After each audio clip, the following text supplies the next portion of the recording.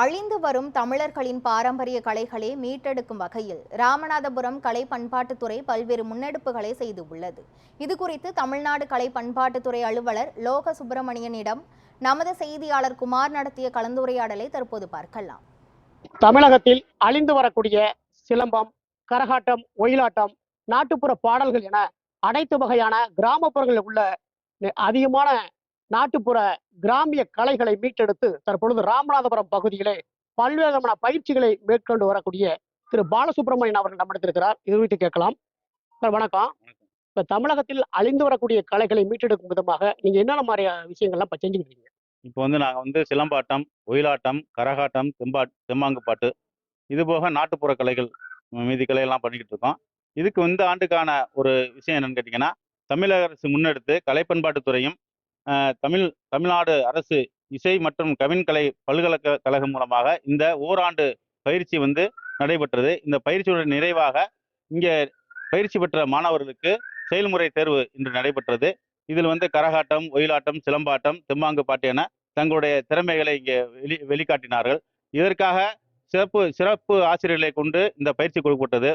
சிலம்பாட்டத்துக்கு தனசேரன 4 ஆசிரியர்களை கொண்டு ஒருங்கிணைப்பாளர் மூலமாக இந்த நிகழ்வு நடந்து கொண்டிருக்கிறது. 151 மாணவர்கள் பயிற்சி பெற்றிருக்காங்க. இன்னைக்கு கிட்டத்தட்ட 86 மாணவர்கள் செயல்முறை பயிற்சி இன்னைக்கு செய்து காட்டியிருக்காங்க. இவர்களுக்கான தேர்வு ஆகஸ்ட் 9ஆம் தேதி எழுத்து தேர்வு நடைபெறும். இது தொடர்ந்து இந்த ஆண்டுக்கான பயிற்சி வகுப்புகளுக்கான விண்ணப்பங்கள் வரவேற்கப்பட்டு இதே போல தொடர்ந்து இந்த பயிற்சி வகுப்புகள் நடைபெறும்.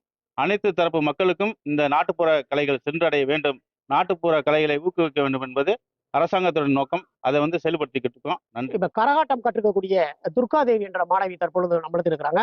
நம்ம அந்த கரகத்தை கத்துக்கிறோம்னு உங்களுக்கு எப்படி விருப்பம் வந்துச்சு? நான் சிலம்பம் கத்துக்கிறதுக்காக தான் நம்ம மாஸ்டர்கிட்ட சேர்ந்தேன்.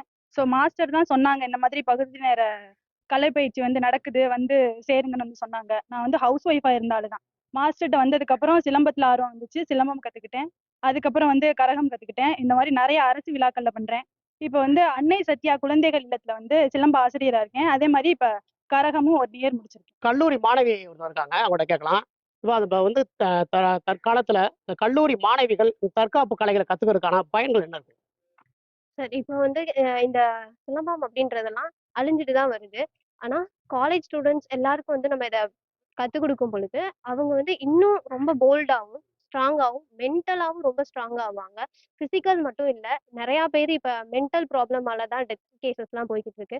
அப்ப அந்த மாதிரில இருந்தும் அவங்களால ரிலீஃப் ஆக முடியும். அப்ப அதுக்கு தேவை இந்த மாதிரியான எக்ஸ்ட்ராடினரியா வெளியே இருக்கக்கூடிய ஆக்டிவிட்டிஸை நம்ம கத்துக்கிறணும். எங்க மாஸ்டர் ஒரு கலையை மட்டும் ஒரு மாணவிக்கு சொல்லிக் கொடுக்கல, எல்லாமே சொல்லிக் கொடுக்குறாங்க. அதாவது ஒயிலாட்டம், கரகாட்டம், மரக்காலாட்டம், சிலம்பாட்டம், தற்காப்பு கலைகளும் கத்துக்கிறோம். அதே மாதிரி சிலம்பாட்டம் மட்டும் இல்லாம ஒயிலு, தப்பாட்டம், இது மாதிரி எல்லாமே கத்துக்கிறோம். எங்களுக்கு ரொம்ப உதவியா இருக்கு. இந்த பள்ளிக்கு வந்ததுக்கு அப்புறம் நாங்களும் ரொம்ப ஸ்ட்ராங்கா இருக்கோம். எதனாலும் எங்களால ஃபேஸ் பண்ண முடியும் அப்படின்ற ஒரு தைரியமும் நம்பிக்கையும் கிடைக்குது. ராமநாதபுரம் மாவட்டத்தில் சிறுவர்கள் முதல் முதியவர்கள் வரை அனைவரும் கற்றுக்கக்கூடிய இந்த கிராமியத்தினுடைய அந்த கலைகளை மீட்டெடுக்கும் விதமாக இந்த ராமநாதபுரத்தில் செய்யக்கூடிய அந்த முன்னெடுப்புங்கிறது அனைத்து பொதுமக்கள் மத்தியிலும் வரவேற்பை பெற்றுள்ளது. தற்பொழுது அனைத்து வகையான கிராமப்புறங்களில் உள்ள அனைத்து வகையான கிராமிய பாடல்களாக இருக்கட்டும், ஒயிலாட்டம், சிலம்பம், கரகாட்டம் போன்ற அனைத்து வகையான அந்த பயிற்சிகளுக்கும் தற்பொழுது ராமநாதபுரம் பகுதியிலே பயிற்சி கொடுக்கப்பட்டு வருகிறது. இந்த பயிற்சியானது கட்டணம் இல்லாமல் தற்பொழுது கற்பிக்கப்பட வருகிறது.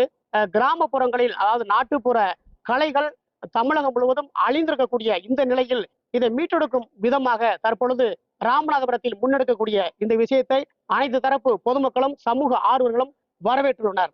ராமநாதபுரம் பகுதியிலிருந்து குமார், நீ7 தமிழ், ராமநாதபுரம்.